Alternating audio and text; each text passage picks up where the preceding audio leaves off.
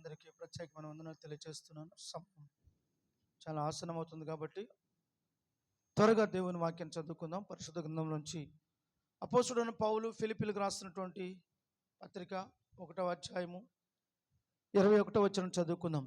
అపోస్తుడైన పౌలు ఫిలిప్పీలకు రాసిన పత్రిక 1:21. నా మట్టుకైతే బ్రతుకుట క్రీస్తే, చావైతే లాభము. చాలు. చదువుకున్నటువంటి ఈ వాక్య భాగంలో అపోస్తుడైన పౌలు తెలియచేస్తున్న మాట ఏమిటంటే, నా మట్టుకైతే బ్రతుకుట క్రీస్తే. ఈరోజు అనేక మంది ఈ మాట చెప్పలేని స్థితిలో ఉన్నారు. ఈ మాట మనం చెప్పగలిగిన వారమైతే మనం ఎంతో ధన్యులం. నా మట్టుకైతే బ్రతుకుట క్రీస్తే. నేను జీవించుచున్న ఈ జీవితం, నేను బ్రతుకుచున్న ఈ బ్రతుకు, దేవుడు నాకు అనుగ్రహించినటువంటి ఈ శ్రేష్టమైన ఈ దినాలు ప్రభు కృప వలన, ప్రభు వలన నేను పొందుకున్నాను కనుక నా మటుకైతే బ్రతుకుట క్రీస్తే, చావైతే నాకెంతో లాభం.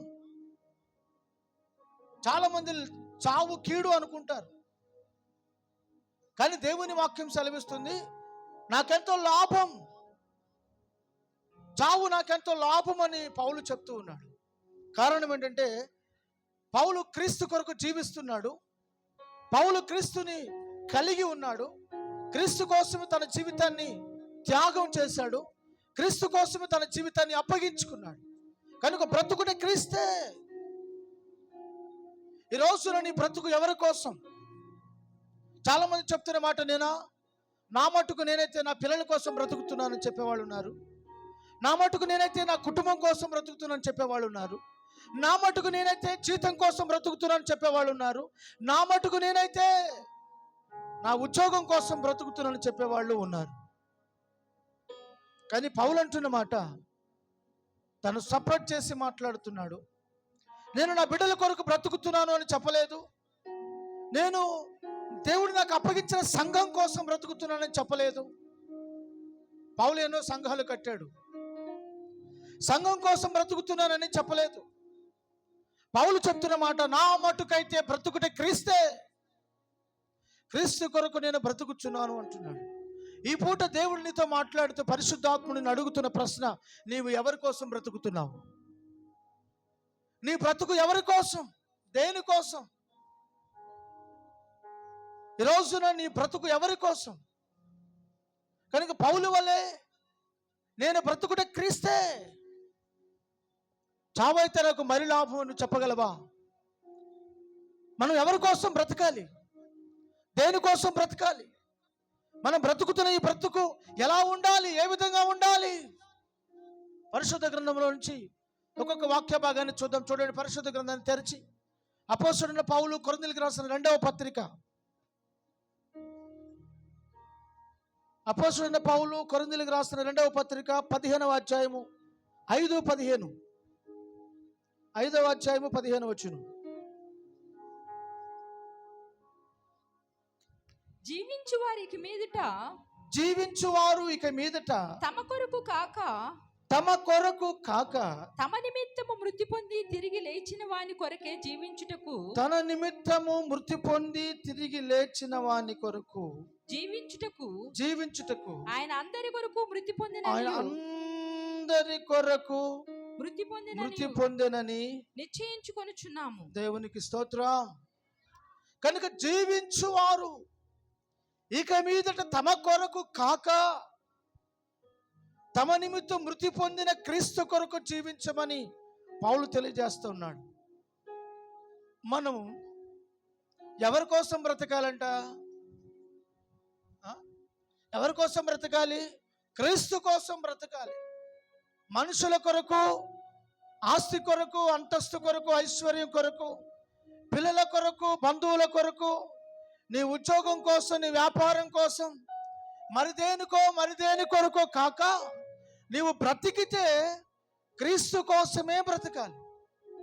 ఎందుకు క్రీస్తు కొరకు బ్రతకాలంటే, జీవించుచున్న వారు ఇక మీదట తమ కొరకు కాక తమ నిమిత్తము మృతి పొందిన క్రీస్తు కోసమే జీవించమని దేవుని వాక్యం సెలవిస్తూ ఉంది. మనం జీవిస్తున్నాము ఈరోజు అని అంటే ప్రభు మన కొరకు మృతి పొందాడు కనుక ఆయన వలన, ఆయన ద్వారా మనం జీవిస్తున్నాం. కాబట్టి జీవిస్తున్న ఈ జీవితాన్ని బట్టి ప్రభుని మనము స్తుతించాలి. రక్షణ పొందిన తరువాత ఖచ్చితంగా నువ్వు ప్రభు కోసం ఈ జీవితాన్ని చెయ్యాలి. దేవునికి స్తోత్రం. మొదటిగా నీవు బ్రతికితే క్రీస్తు కొరకే బ్రతకాలి. ఎవరి కోసం బ్రతకాలి? చాలామంది తమకిష్టమైన వారు చనిపోయినప్పుడు వారు ఏమంటారు తెలుసిన? నేను ఇంకెవరి కోసం బతకాలి, ఇంక దేని కొరకు బతకాలి అని ఏడ్చేవారు, గొల్లు చేసేవారు చాలామంది ఉన్నారు. కానీ దేవుని వాక్యం ఉంటుంది, జీవించుచున్న వారు, బ్రతికి ఉన్న వారికి మీదట వారి కొరకు కాక వారి నిమిత్తమై మృతి పొంది తిరిగి లేచిన యేసు క్రీస్తు కొరకు నువ్వేం చేయాలంట? జీవించాలి. యేసు కొరకే, క్రీస్తు కొరకే సాక్షిగా ఈ లోకంలో నువ్వు ప్రభు కోసం జీవించాలి. రెండవదిగా మనం చూస్తున్నట్లయితే పౌలు అంటున్నాడు, చూడండి, కొరింథీయులకు రాస్తున్నటువంటి మొదటి పత్రిక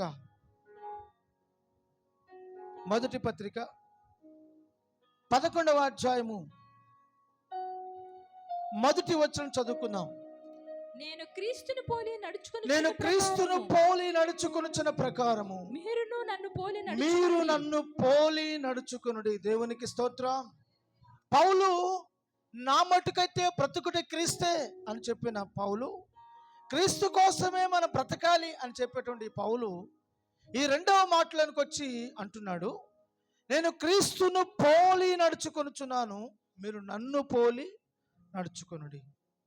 పౌలు కట్టినటువంటి సంఘముతో చెప్తున్నాడు, ఓ సంఘ బిడ్డలారా, విశ్వాసులారా, ఇదిగో నేను క్రీస్తును పోలి నడుచుకొనుచున్నాను, మీరు నన్ను పోలి నడుచుకొనుడి. నేను క్రీస్తును పోలి నడుచుకుంటున్నాను.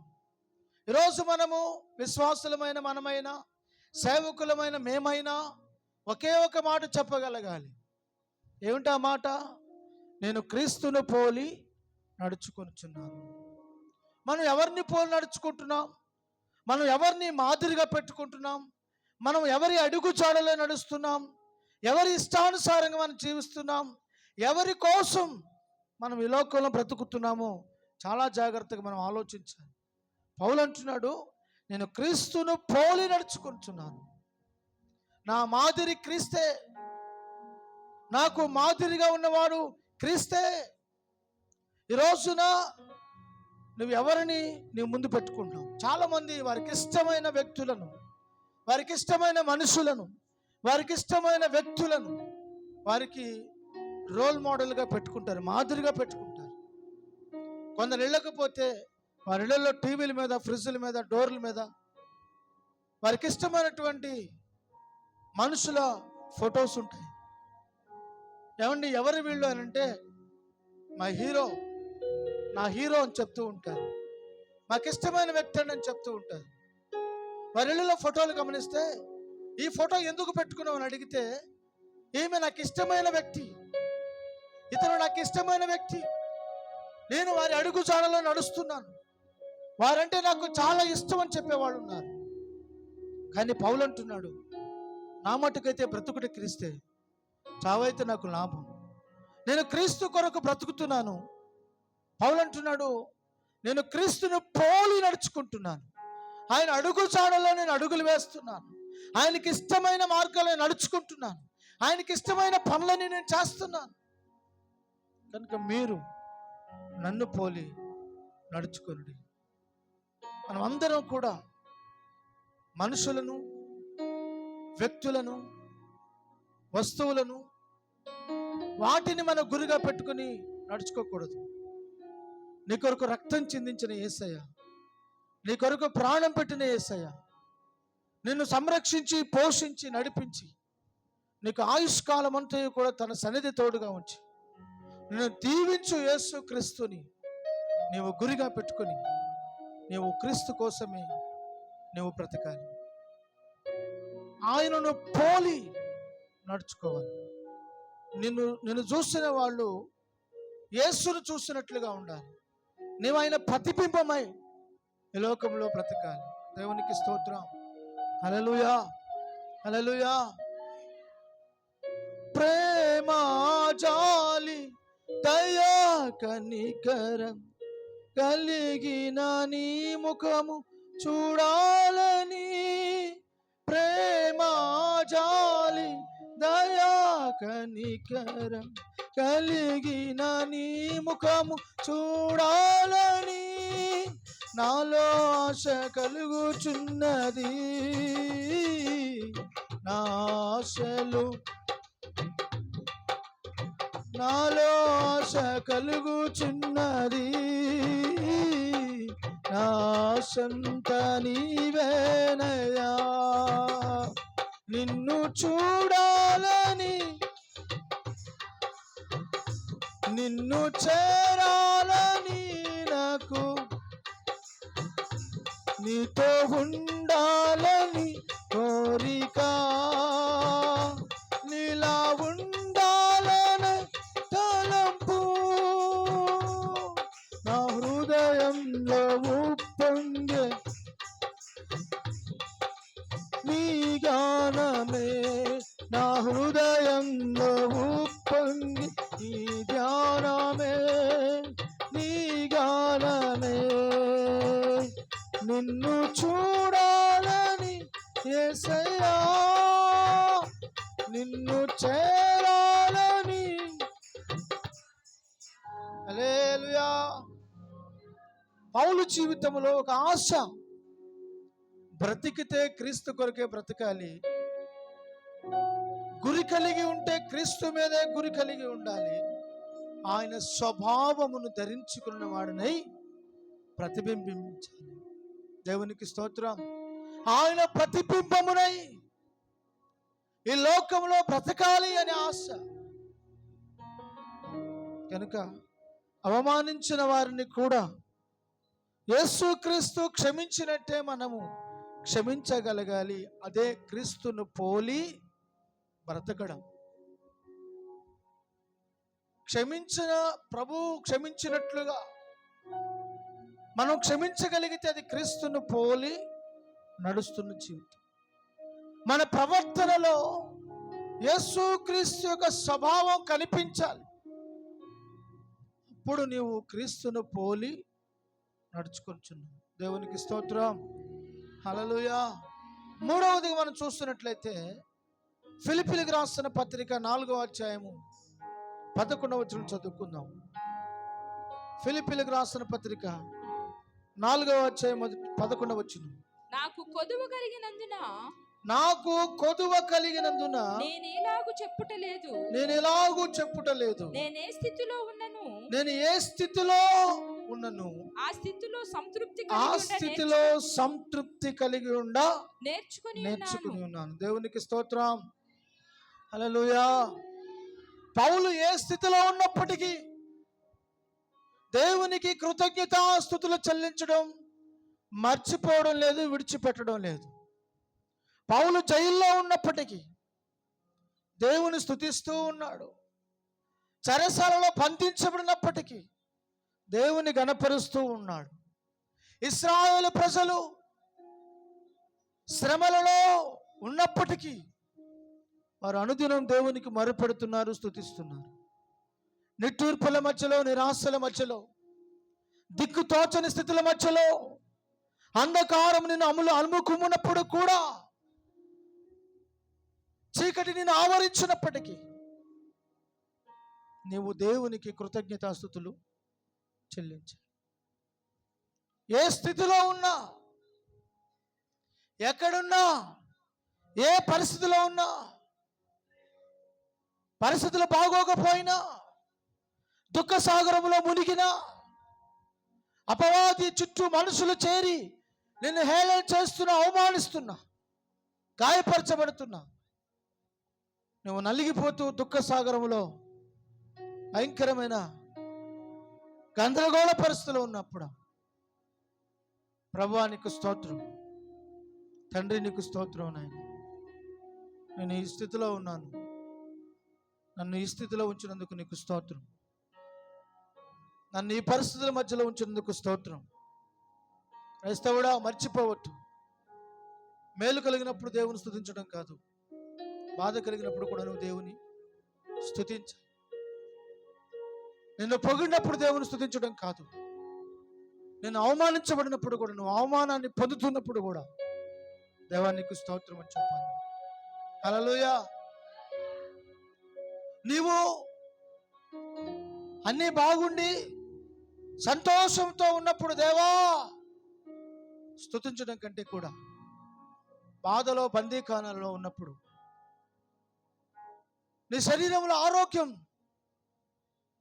కొంగి కృషించిపోయినప్పుడు నువ్వు ఖచ్చితంగా దేవుని ఏం చేయాలి?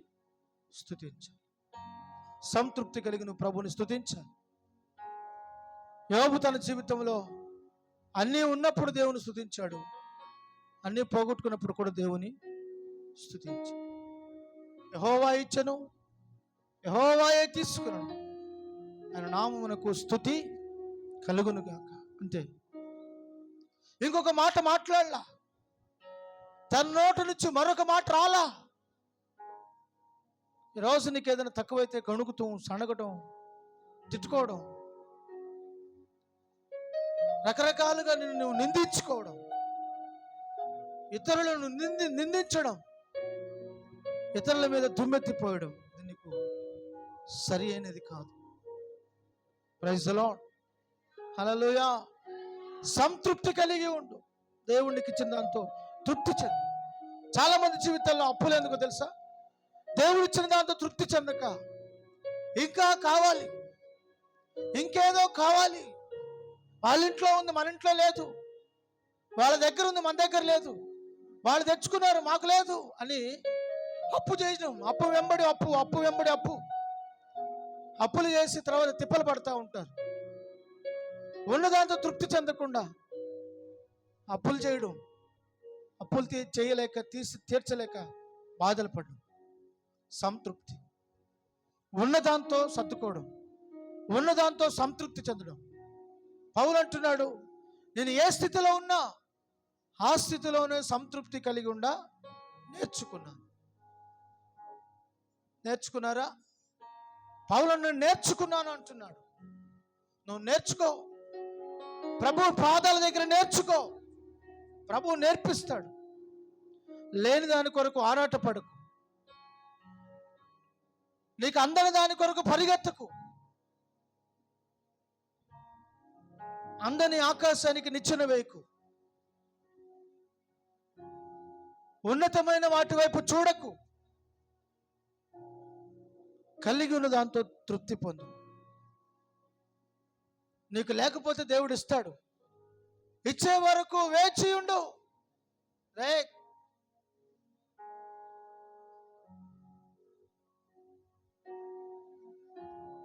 ఇచ్చే వరకు దేవుని సన్నిధిలో వేచి ఉండు, దేవుడు ఖచ్చితంగా ఇస్తాడు. హల్లెలూయా. పౌలు అంటున్నాడు, నాకు కొదువ కలిగినందుకు నేను నాకు చెప్పటలేదు, నేను ఏ స్థితిలో ఉన్నానో ఆ స్థితిలో సంతృప్తి కలిగి ఉండ నేర్చుకొని. పౌలు జీవితం చాలా ప్రత్యేకమైన జీవితం.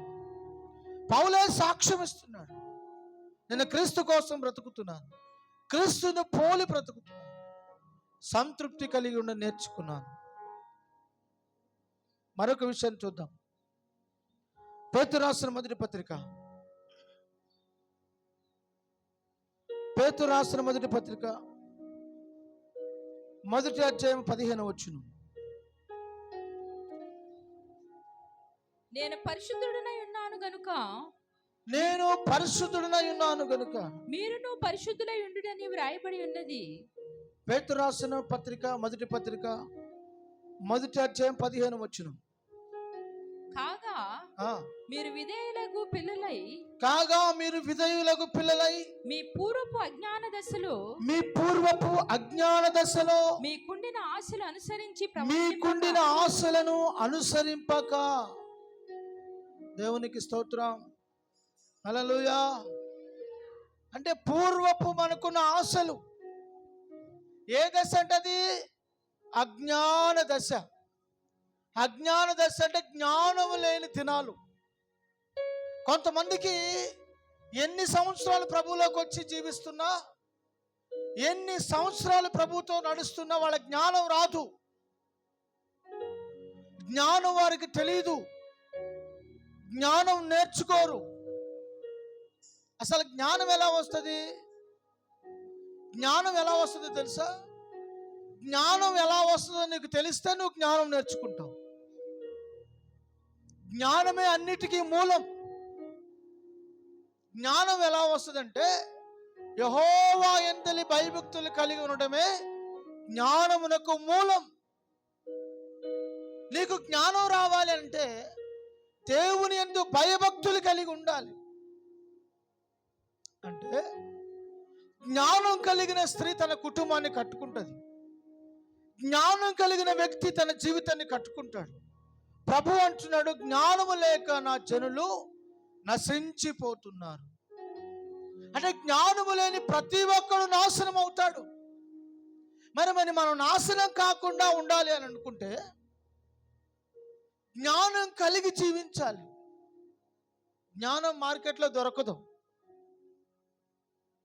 జ్ఞానాన్ని నువ్వు డబ్బు పెట్టి కొనలేవు. యెహోవా యందలి భయభక్తులు కలిగి ఉండటమే జ్ఞానమునకు మూలం. చెడుతనమును అసహించుకోవడమే జ్ఞానం. ప్రైజ్ ది లార్డ్, హల్లెలూయా. పాపానికి దూరంగా,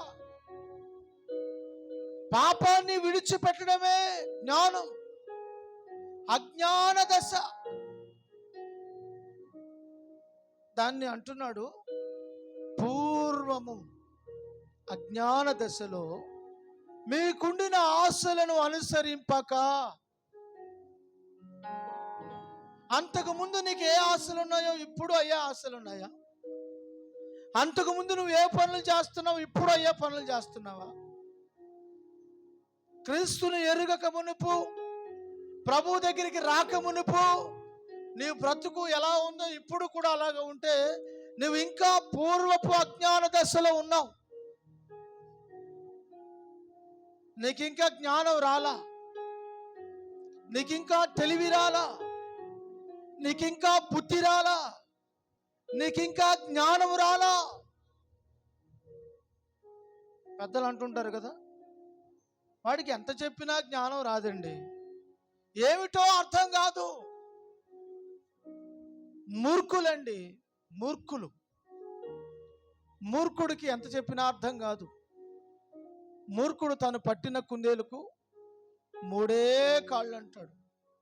ఒరే బాబా, కుందేలకు 4 కాళ్ళు ఉంటాయని, లేదు లేదు 3 అంటుంటాడు. మూర్ఖవాది, తర్కవాది, వ్యర్థుడు. కనుక జ్ఞానం లేనివాడు. ఈరోజు దేవుని సన్నిధికి అనేక మంది వస్తున్నారు కానీ వారికి జ్ఞానం లేదు. ఏమి లేదు, జ్ఞానం లేదు. దేవుని మాట శ్రద్ధగా విందామని ఉండదు. పక్కన వాళ్ళని గిల్లుకుంటా, రాసుకుంటా, గీసుకుంటా, పూసుకుంటా, ఆళ్ళంక చూసుకుంటా, ఏళ్ళంక చూసుకుంటా, నిద్రపోతా, గడ్డం కింద చేతులు పెట్టి, కాళ్ళు చాపుకొని, మధ్య మధ్యలో కునికేస్తా, ఎక్కడో ఆలోచన చేస్తా. తలకాయ మాత్రం ఇక్కడ ఉంటుంది కానీ కళ్ళు ఇటే ఉంటాయి కానీ ఎక్కడో ఆలోచన చేస్తా. రకరకరకాలుగా వాక్యం వినకుండా పూర్వపు అజ్ఞాన దశ. కనుక పాపానికి మారుగా, పాపానికి దూరంగా ఉండి దేవునికి ఇష్టమైన జీవితం గడపాలి. పరిశుద్ధంగా బ్రతకాలి. ఎలా బ్రతకాలి? పరిశుద్ధంగా బ్రతకాలి. 16వ వచనం చదవండి. మిమ్మును పిలిచిన వాడు పరిశుద్ధుడై ఉన్న ప్రకారము మీరును సమస్త ప్రవర్తన యందు పరిశుద్ధులై. పౌలు అంటాడు, పేతురు పత్రికలో తెలియచేస్తున్న మాట ఏంటంటే, పూర్వం మీకున్న అజ్ఞాన దశలో వాటిని అనుసరించక, వాటిని అనుసరించి ప్రవర్తించక మిమ్మును పిలిచాడు ప్రభు. మిమ్మును పిలిచిన వాడు పరిశుద్ధుడు. మిమ్మును పిలిచిన వాడు పరిశుద్ధుడు. మిమ్మును పిలిచిన వాడు పరిశుద్ధుడు. మనలను పిలిచిన వాడు పరిశుద్ధుడు. కనుక మన సమస్త ప్రవర్తనలు ఎలా ఉండాలంట? పరిశుద్ధంగా, పాపానికి దూరంగా, అపవిత్రతకు దూరంగా, మాలిన్యానికి దూరంగా, దుష్టత్వానికి దూరంగా, చీకటికి దూరంగా దేవునికి ఇష్టమైన జీవితం గడపాలి. 4వదిగా పరిశుద్ధమైన బ్రతుకు. నా మట్టుకు నేనైతే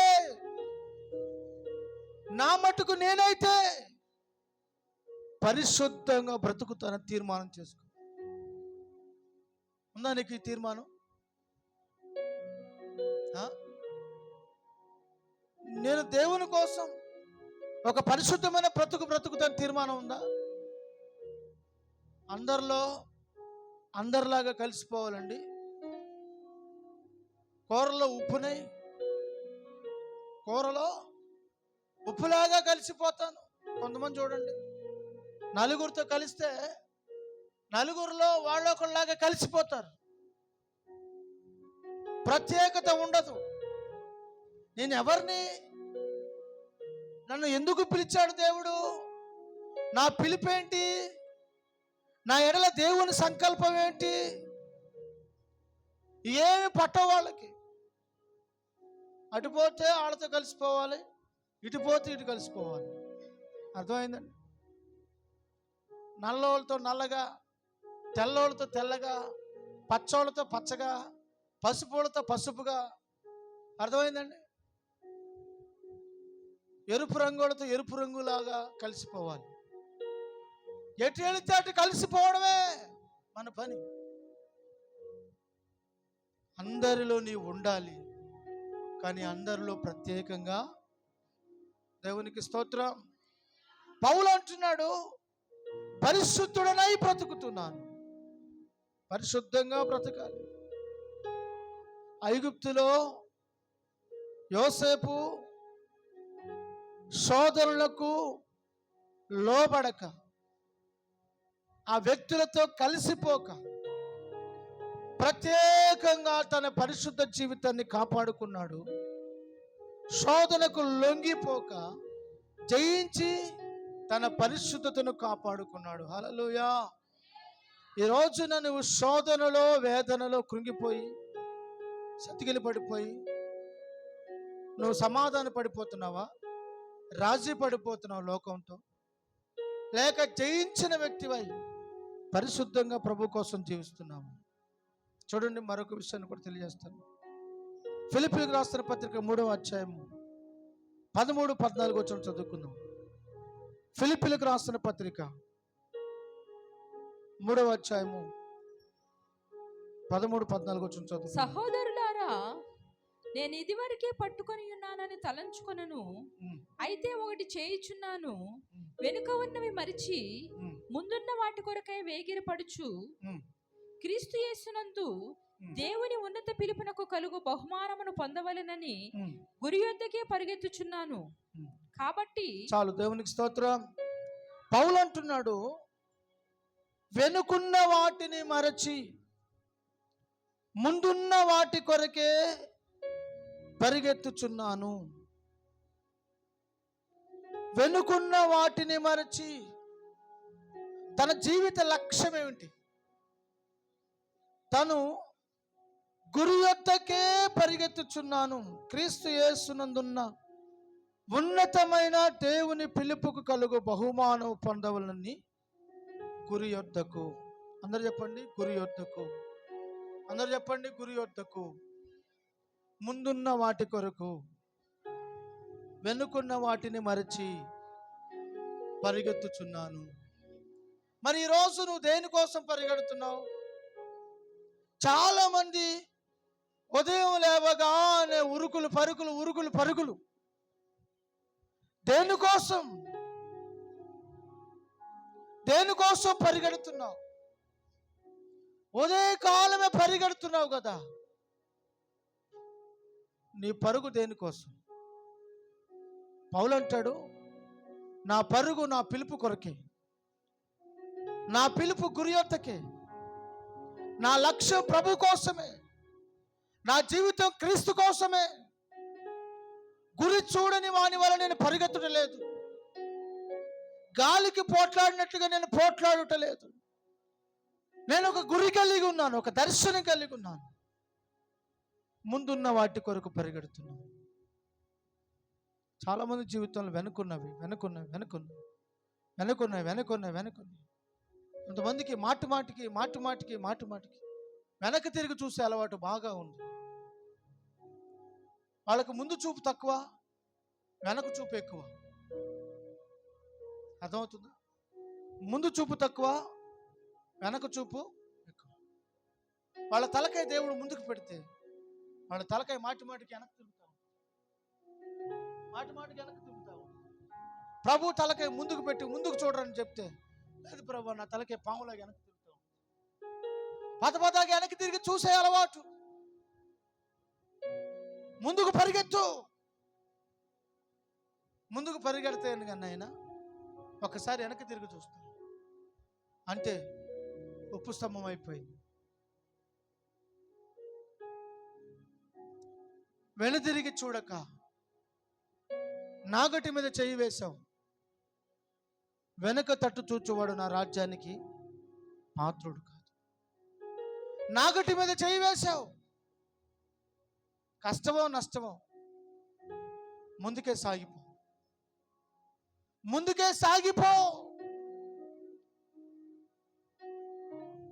సింహం తన జీవితంలో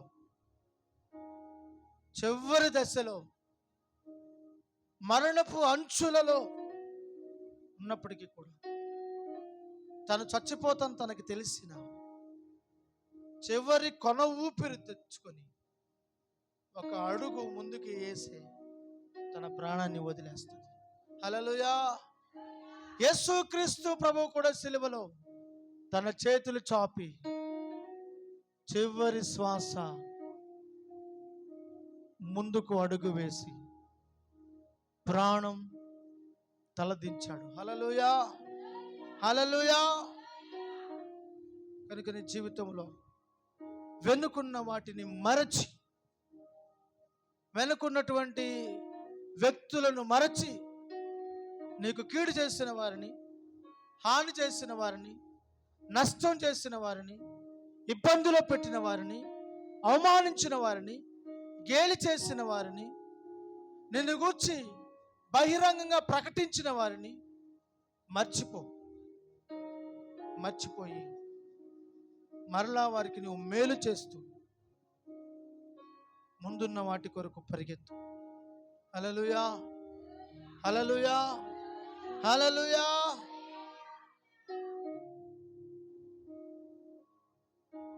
కనుక మన జీవితంలో ముందున్న వాటి కొరకు పరిగెత్తాలి. ముందున్న వాటి కొరకు పరిగెత్తాలి. ప్రభు కోసం గతాన్ని మరచి పరలోకమే నీ లక్ష్యంగా పెట్టుకొని, పరలోకమే నీ లక్ష్యముగా పెట్టుకొని గురి యొద్దకు పరిగెత్తు. Praise the Lord. హల్లెలూయా. పౌలు గతాన్ని విడిచిపెట్టి స్వార్థ సేవలో ముందుకు పరిగెడుతూ, స్వార్థ తన ధ్యేయంగా, సువార్త ప్రకటించడమే తన లక్ష్యంగా, సువార్త కొరకే తను పనిచేయడానికి వచ్చాడు అన్నట్టుగా, అదే తన జీతం అని చెప్తున్నట్లుగా మనం దేవుని వాక్యంలో చూస్తాం. పౌలు గురి యొద్దకు పరిగెడుతున్నాడు. మరొక విషయాన్ని చెప్పి నేను ముగిస్తాను. చూడండి, మనం దేని కొరకు బ్రతకాలి అని అంటే, అపోస్తుల కార్యములు 20వ అధ్యాయము, అపోస్తుల కార్యములు 20వ అధ్యాయము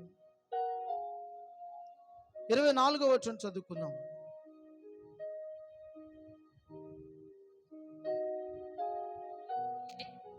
దేవుని కృపా సువార్తను గూర్చి సాక్ష్యమిచ్చుట యందు నా పరుగు నేను ప్రభువైన యేసు వలన పొందిన ఈ పరిచర్యను తుదముట్టింపవలెనని నా ప్రాణమును నాకెంత మాత్రమును ప్రియమైనదిగా ఎంచుకొనుట లేదు. దేవునికి స్తోత్రం. హల్లెలూయా. పౌలు అంటున్నాడు, నాకు అప్పగించబడిన ఈ పరిచర్య, ఈ కృపా సువార్తను గూర్చి సాక్ష్యమిచ్చుటకు నేను ప్రభువైన యేసుక్రీస్తు వలన పొందిన ఈ పరిచర్యను తుదముట్టించవలనని నా ప్రాణం నాకెంత మాత్రం ప్రియమైనదిగా ఎంచుకునటలేదు. ప్రాణం పోయే పరిస్థితిలో వచ్చిన, శరీరము కుళ్ళి కృషించిన, శరీరము నిండా గాయాలతో ఉన్న, అనేక దెబ్బలు తిన్నా, బంధించి చెరసాల్లో వేసిన పౌలు శీలలు ఏం చేస్తున్నారు? ప్రభువుని స్తుతిస్తున్నారు, సువార్త ప్రకటిస్తున్నారు. యేసుక్రీస్తుని గురించి నువ్వు ప్రకటించకూడదు, చెప్పకూడదు అని గట్టిగా ఆజ్ఞాపించిన వారి ప్రాణాలు ప్రమాదంలో పడిపోతాయని తెలిసిన, వారి ప్రాణం వారికి ఎంత మాత్రం ప్రియమైనదిగా ఎంచక వారు అప్పగించిన పనిని తుదముట్టిస్తారు. దేవునికి స్తోత్రం. ఈ రోజున పౌలు గారిని మనం అడిగితే, నా మట్టుకైతే బ్రతుకుట క్రీస్తే అని చెప్తున్న పౌలు అంటాడు, నా ప్రాణం నాకెంత మాత్రం ప్రియమైనదిగా ఎంచుకోవడం లేదు. ప్రభు సేవే నాకు ప్రాణం,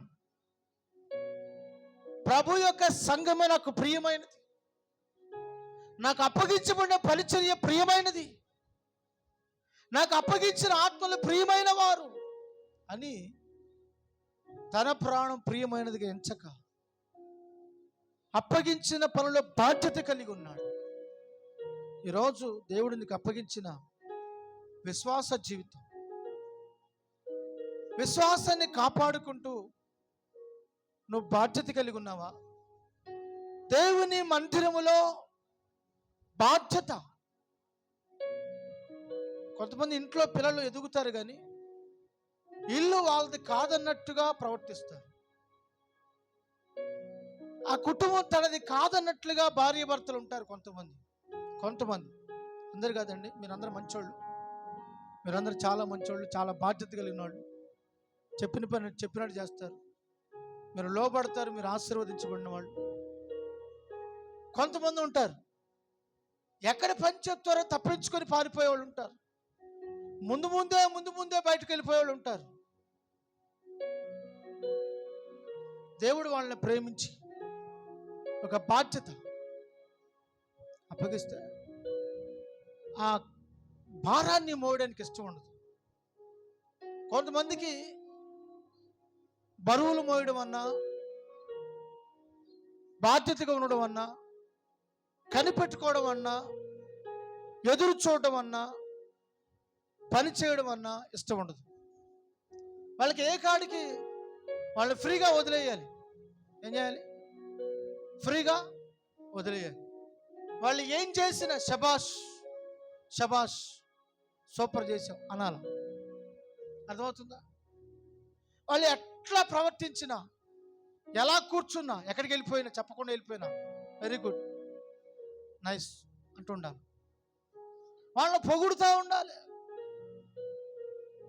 నువ్వు చేసింది కరెక్ట్ కాదు, నువ్వు కూర్చునే విధానం కరెక్ట్ కాదు, నువ్వు మాట్లాడే విధానం కరెక్ట్ కాదు, నీకు బాధ్యత లేదు, నువ్వు ఇంటికి పెద్దదానివి, నీకు బాధ్యత ఉంది, నువ్వు ఇంట్లో అన్ని పనులు చేయాలి, సంసారం చక్కదిద్దుకో, కుటుంబాన్ని బాగు చేసుకో, మంచిగా చదువుకో, తెలివిగా ఉండు అని చెప్తే ఇవాళకి నచ్చవు. ఇవాళ్ళకి నచ్చవు. అంటే ఏంటి? వీళ్ళు బాధ్యత లేనివారు.